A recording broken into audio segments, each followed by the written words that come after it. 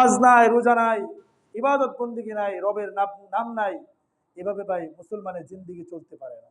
ফিরে আসুন, তওবা করুন, আল্লাহ আপনার আমার অন্তরটাকে আবার পরিষ্কার পরিচ্ছন্ন করে দিবে।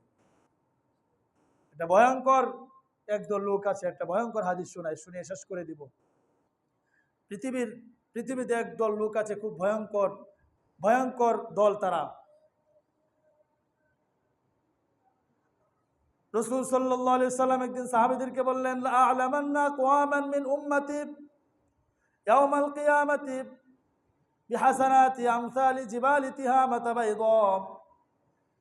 হে আমার সাহাবারা, আমার উম্মতের মধ্যে একদল লোক এমন থাকবে, ইয়াতুনা ইয়াওমাল কিয়ামাতি বিহাসানাতিন আমসালি জিবালি তিহামাতা বাইদা।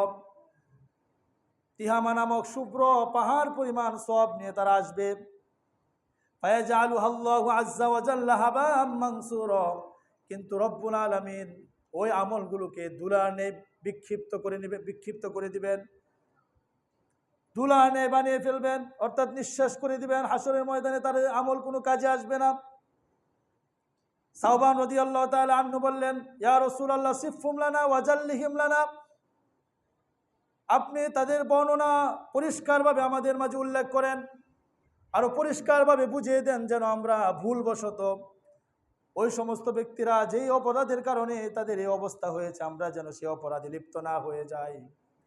আল্লাহ রাসূল তখন বললেন, ফাইন্না মিনহুম মিন ইখওয়ানিকুম ওয়া মিন জিলদাতিকুম। মুসলমান, আজকে আমরা এই অপরাধে সবচাইতে বেশি জড়িত। ভালো করে হাদিসটা শুনেন।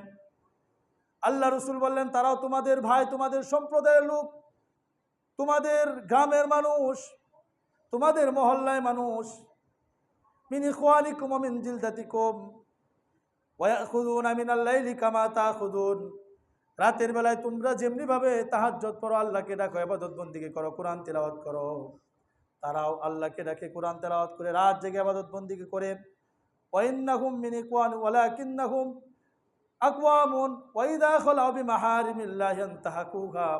কিন্তু তারা যখন নীরবে নিভৃতে থাকে, তারা যখন একাকিত্ব অবস্থান করে, একা একই থাকে, কেউ যখন না থাকে, রাতের বেলায় অন্ধকারের ভিতরে, অথবা যেখানে মানুষ না থাকে, একা একই থাকে, ওই সময় ওই সমস্ত ব্যক্তিরা নীরবে নিবৃত্তে রব্বুল আলামিনের পাপাচারে লিপ্ত হয়ে যায়। নীরবে পাপ করে, গোপনে পাপ করে।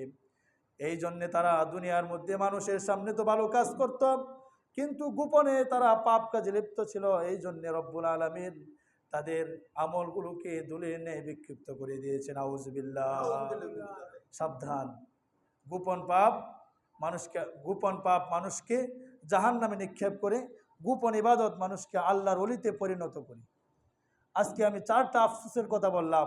1 নম্বর আফসোস হলো, মানুষ আবার ফিরে আসতে চাইবে, আল্লাহ আরেকটু যদি পাঠাতেন ভালো কাজ করতাম। 2 নম্বর, মানুষ আফসোস করবে, আল্লাহ যদি আমি ভালো কাজ একটু করে আসতে পারতাম, দুনিয়ার মধ্যে থেকে যদি ভালো কিছু নিয়ে আসতে পারতাম, আফসোস করবে। আরেকটা আফসোস করবে, আল্লাহ আমি যদি মাটি হয়ে